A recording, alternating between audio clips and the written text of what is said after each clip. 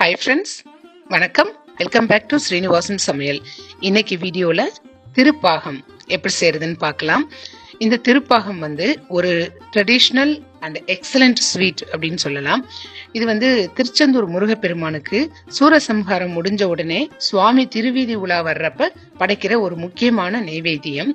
திருப்பாகம் அப்படியே வாயில போட்ட உடனே கரையக்கூடிய ஒரு சூப்பர் டேஸ்டான ஸ்வீட்டு. இது மகாலட்சுமி தேவிக்கும் ரொம்ப பிரீத்தியான நெய்வேத்தியம் அப்படின்னு சொல்றாங்க. இதனுடைய டேஸ்ட் பார்த்தீங்கன்னா கொஞ்சம் மைசூர் பாகு மாதிரி இருக்கும், கொஞ்சம் பால்கோவா மாதிரி இருக்கும், அப்புறமா கொஞ்சம் காஜு கத்திலி சாப்பிட்ற மாதிரி இருக்கும். இது எல்லாமே சேர்ந்த ஒரு மிக்சடு கலவையா இருக்கும் திருப்பாகம். இந்த திருப்பாகம் பண்றதுக்கு ரொம்ப சிம்பிளான இன்கிரீடியன்ஸே போதும். அதே மாதிரி ரொம்ப குயிக்காகவும் பண்ணி முடிச்சிடலாம். வாங்க இன்னைக்கு வீடியோல ரொம்ப எக்ஸலண்ட் டேஸ்ட்ல இருக்கக்கூடிய திருப்பாகம் எப்படி செய்யறதுன்னு பார்க்கலாம். இந்த திருப்பாகம் ரொம்ப சிம்பிளா சின்ன குழந்தைங்க கூட பண்ணிட முடியும்.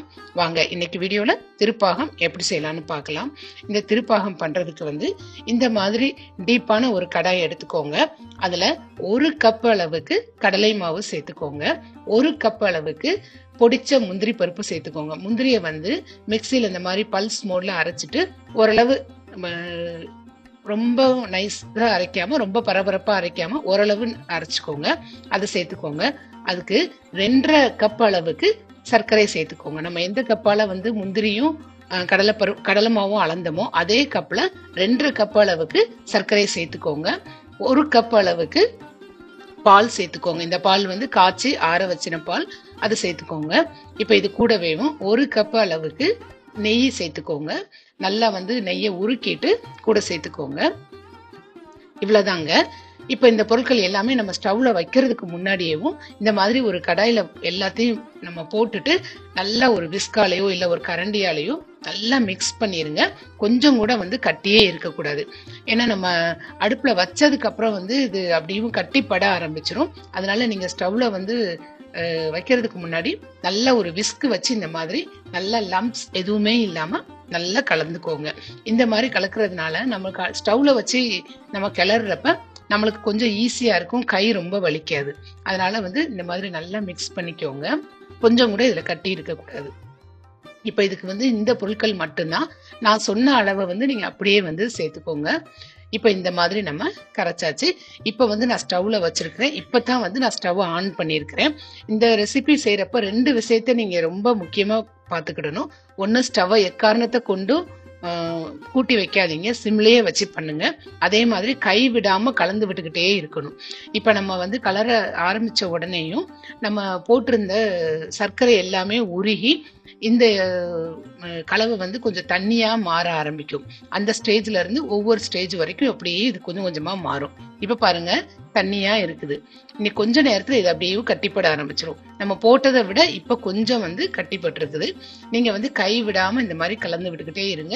இது சீக்கிரமாவே ஒவ்வொரு ஸ்டேஜுக்கும் அப்படியே மாற ஆரம்பிச்சிடும். ஸ்டவ்வையும் நல்லா சிம்ல வச்சுக்கோங்க. இப்ப பாருங்க, லேசா இந்த மாதிரி பபிள்ஸ் வர ஆரம்பிக்குது. அதே மாதிரி கொஞ்சம் நல்லா கட்டிப்படவும் ஆரம்பிச்சிருக்கு. இதுல நம்ம நெய் இதெல்லாம் எதுவுமே சேர்க்க வேணாம். எல்லாத்தையும் முதலையே நம்ம சேர்த்துட்டோம். அதனால நம்ம ரொம்ப ஃப்ரீயா என்ன செய்ய முடியும், இதை செய்ய முடியும். ஈவன் பிகினர்ஸ் ஆகட்டும், பேச்சுலர்ஸ் ஆகட்டும், ஈஸியா பண்ணிட முடியும் இந்த ஸ்வீட். இப்ப பாருங்க, தண்ணியா ஆயிருச்சு. இப்ப இந்த பதத்துல இருந்து இனி கொஞ்சம் கொஞ்சமா மாற ஆரம்பிக்கும் திருப்பாகம். இந்த மாதிரி வெள்ளை பூத்து அப்படியே வரும் பாத்தீங்களா, அது வரைக்கும் நம்ம அப்படியே கலந்து விட்டுக்கிட்டே இருக்கணும். இப்ப பாருங்க, கொஞ்சம் கொஞ்சமாவும் அப்படியே வெள்ளை பூத்து வந்துருச்சு. இப்ப இந்த ஸ்டேஜ்ல நம்ம இது கூட வாசனைக்காக ஒரு 3 ஏலக்காய் அந்த அளவுக்கு நல்லா தட்டி சேர்த்துக்கோங்க. கோயில்ல செய்யறப்பெல்லாம் இதுல குங்குமப்பூ போடுவாங்க.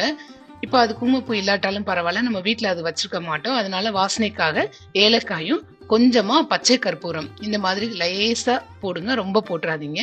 லேசா போட்டுட்டு இதை நல்லா கலந்து விட்டுருங்க.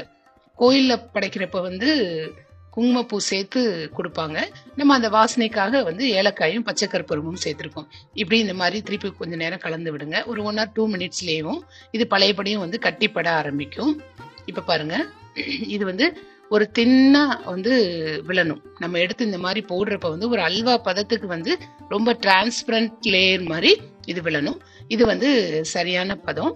இனி 1 நிமிஷத்துல இது ரெடி ஆயிரும். இப்போ ரெடி ஆயிருச்சு. இந்த மாதிரி ஒரு ட்ரே ரெடியாக வச்சுக்கோங்க. அந்த ட்ரேல வந்து டிரான்ஸ்ஃபர் பண்ணிடுங்க. இது இப்போ பார்க்கறதுக்கு வந்து கொஞ்சம் தண்ணியாக இருக்கிற மாதிரி இருக்கு. ஒரு அரை மணி நேரம் அப்படியே நீங்கள் வச்சிட்டீங்கன்னு சொன்னாலும் இது நல்லா வந்து கட்டி ஆயிரும். அதாவது ஒரு பால்கோவா தன்மைக்கு வந்து இது மாறிடும். ரொம்ப ரொம்ப எக்ஸலண்ட்டாக இருக்குங்க இந்த ஸ்வீட்டு. ஈஸியாகவும் பண்ணிட முடியும். இதில் லேசாக வந்து கார்னிஷ் பண்ணுறதுக்கு நீங்கள் ஏதாவது நட்ஸ் வந்து சேர்த்துக்கோங்க. நான் இன்னைக்கு கொஞ்சமாக வந்து முந்திரி பருப்பு சேர்த்துருக்குறேன். இப்போ வந்து நம்ம சூப்பராக ரெடி பண்ணிட்டோம். ரொம்ப டேஸ்டான திருப்பாகம். இந்த திருப்பாகம் வந்து தெய்வங்களுக்கு நைவேத்தியமாக படைக்கிறதுக்கு ஒரு அருமையான ஒரு ஸ்வீட்டு. இதை வந்து எல்லா கோயில்கள்லையுமே இது வந்து செய்வாங்க. கண்டிப்பாக இந்த மார்கழி மாதத்தில் வந்து நீங்களும் இந்த திருப்பாகம் செஞ்சு வழிபடுங்க. இந்த ரெசிபியை கண்டிப்பாக நீங்கள் ட்ரை பண்ணுங்க. ட்ரை பண்ணிட்டு உங்களுக்கு எப்படி வந்திருந்துச்சுன்னு உங்களுடைய கமெண்ட்ஸை எனக்கு கமெண்ட் செக்ஷனில் கண்டிப்பாக சொல்லுங்க. இந்த வீடியோ உங்களுக்கு ரொம்ப பிடிச்சிருந்துச்சுன்னு மறக்காம ஸ்ரீனிவாசம் சமையலுக்கு சப்ஸ்கிரைப் பண்ணுங்க. தினம்தோறும் திருமண விருந்து உங்கள் ஸ்ரீனிவாசம் சமையலில். தேங்க்யூ.